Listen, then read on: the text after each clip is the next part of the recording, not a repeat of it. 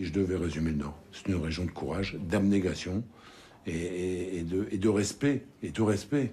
C'est un mot maintenant qui est employé des fois à tort et à travers, mais le respect, je peux vous dire, il y avait un respect incroyable. Je vous donne l'exemple, au fond de la mine, il y avait des ingénieurs, il y avait des porions, c'était des contremaîtres, il y avait des mineurs, tout le monde se tutoyait, s'appelait pas le prénom. A tous les mineurs, à tous les Italiens qui travaillent dans le fond, qui lavorano nel fond. مبروك كلش عليكم كلش الخدمات تخدموا تحت الارض في الشتاء. Dużo zdrowia, szczęścia oraz spełnienia życzeń. Dans les mines et les usines, on parle toutes les langues. Ch'ti, flamand, surtout polonais depuis longtemps. Et désormais aussi arabe. 20 000 Marocains prennent le relais des mineurs français à partir des années 60.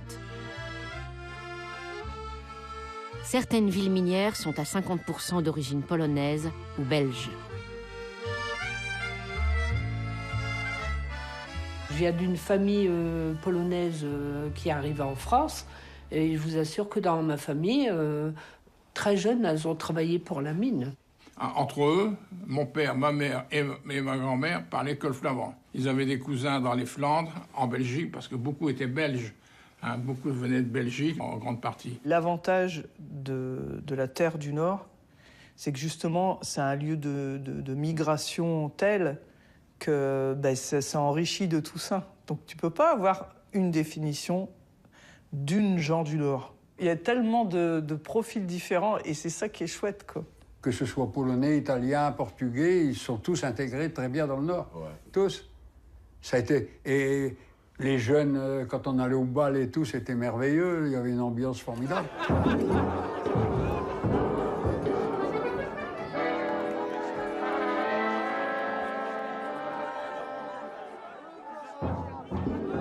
Le goût de la fête, l'esprit de carnaval hérité des Flandres et de la Belgique rythme la vie des gens du Nord, jusqu'aux portes des ateliers et des bureaux.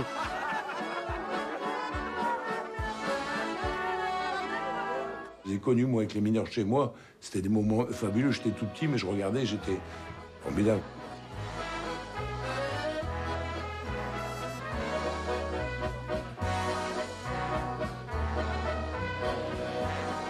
Les géants, restés enfermés durant la guerre, sont à nouveau de sortie dans les kermesses et les ducasses.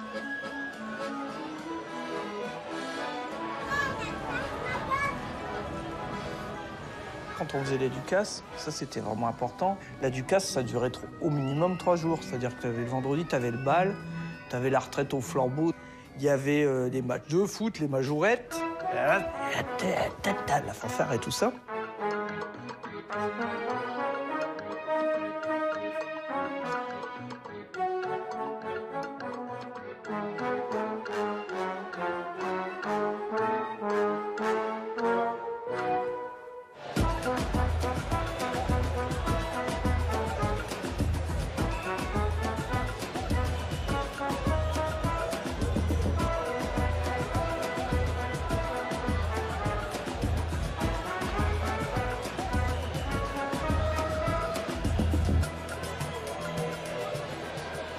Il y avait des bistrots partout. Pourquoi? Parce que c'était un moment où ils pouvaient respirer, c'est qu'à de le dire, après leur boulot. Donc ça a toujours été une tradition, je dirais, cette fête dans le Nord.